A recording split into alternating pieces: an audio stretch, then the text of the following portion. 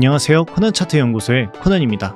영상 시청에 앞서 구독, 좋아요, 알림 버튼, 응원 댓글 남겨주시면 영상 제작에 큰 힘이 되니 한 번씩 꼭 확인 부탁드리겠습니다. 바로 어제 FOMC 발표가 있었습니다. 결과적으로는 25bp 인하로 확정이 됐는데 수많은 사람들이 금리 인하가 진행이 됐을 때 무조건 코인 시장에 불장이 찾아올 거다라는 이야기들을 많이 하고 있죠. 25년부터 계속 불장 간다고 했던 사람들이 있습니다. 불장 간다 얘기하는데 결과적으로는 비트코인 4주년 슈퍼 사이클과 금리 인하로 인한 상승 사이클을 기대하고 있던 분들이 많았습니다. 그런데 금리 인하는 지금 처음 한 게 아니고 9월 중순부터 금리 인하를 진행을 했었죠. 중간에 금리 인하 한 번 더 진행했고 바로 어제 금리 인하 한 번 더 진행을 했는데 결과적으로는 가격의 상승이 아니라 가격의 하락이 나오고 있죠. 생각보다 금리 인하가 코인 시장에 미치는 영향은 미비합니다. 왜 금리 인하를 하면 가격이 올라가는지 그 부분에 대해서 명확하게 설명을 해드리면 보통 금리 인하를 하게 된다면 기업들의 이자 부담이 줄면서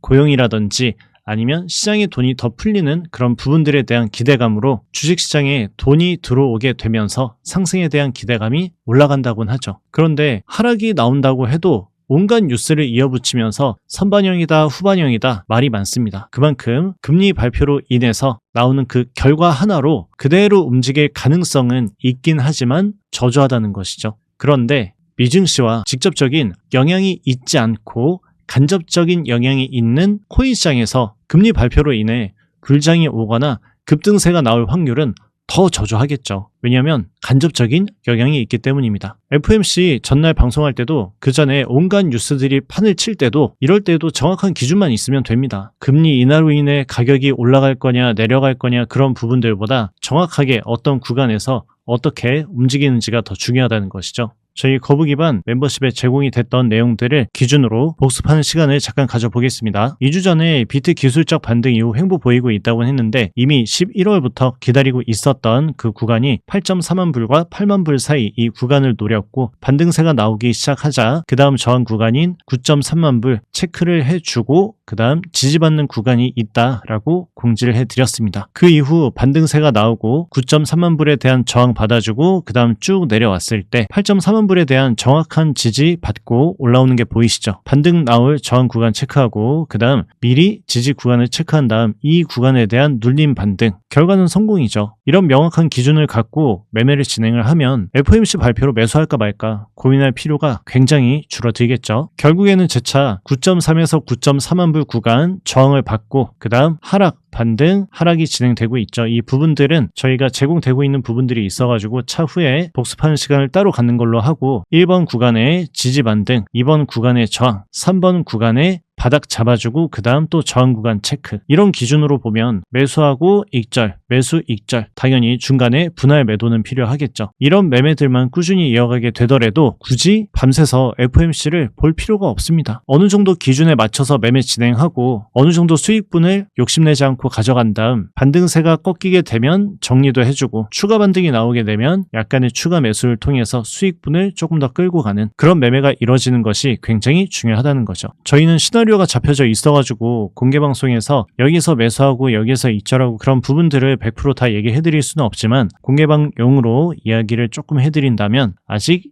인내심이 많이 필요한 구간이다 그렇게 얘기를 해드릴 수 있을 것 같습니다. 현재 많은 분들이 24년의 불장 소식, 25년의 불장 소식에 속아서 매수 들어가 있는 분들은 현재 엄청난 하락에 시달리고 있을 겁니다. 제가 이야기를 해드렸던 비트코인, 이더리움, 리플 이런 코인에 투자가 되었다면 지금 웃을 수 있지만 폭발적인 상승을 기대하고 들어갔던 잡코인들의 매수가 들어가 있는 분들은 보통 마이너스 60에서 마이너스 90%까지도 손실 중이신 분들이 많을 겁니다. 그런 분들은 절대 하지 말아야 될 한 가지가 있습니다. 추가 매수. 추가 매수를 조심해 주셔야 돼요. 차라리 추가 매수해서 평단 내릴 바에는 다른 코인을 매매하는 게 훨씬 낫습니다. 그리고 지금은 단기적인 부분보단 장기적인 부분으로 방향을 잘 잡아야 되는 구간들이고 공개방송에서도 7월부터 이제 변동성이 터져 나갈 거고 앞으로 점점 견디기 힘들어질 거다라고 얘기도 해드렸고, 공개방송에서도 8월달, 9월달에 멤버십에 공지해드렸었던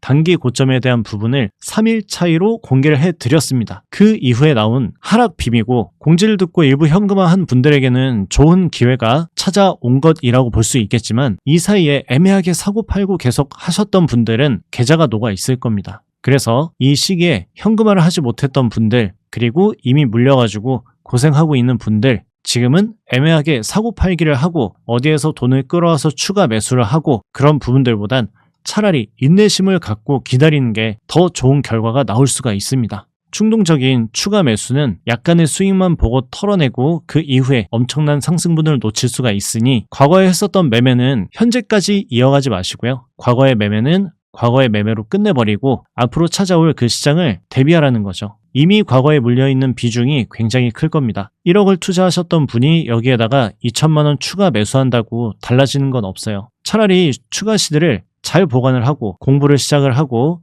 이 시장에 대한 구조, 이해도를 올리고 나서 그 다음에 소액으로 천천히 매매해 나간 다음 자신감이 붙었을 때 이 2천만 원으로 복수를 시작하는 게 맞지, 1억 물려있는 거 마이너스 3천만 원 됐다고 2천만 원 추가 매수했을 때 드라마틱한 변화는 오진 않으니까 이 부분을 꼭 명심을 하고, 아무리 힘든 상황이어도 지금부터 멘탈을 잘 잡으셔야 됩니다. 이미 떨어져 나갈 코린이들 많이 떨어져 나갔고, 지금 남아있는 분들이 열심히 인내하고 버텨주셔야 앞으로 찾아올 이 사이클을 먹을 수 있을 겁니다. 아시겠죠? 그럼 전 다음 시간에 뵐게요.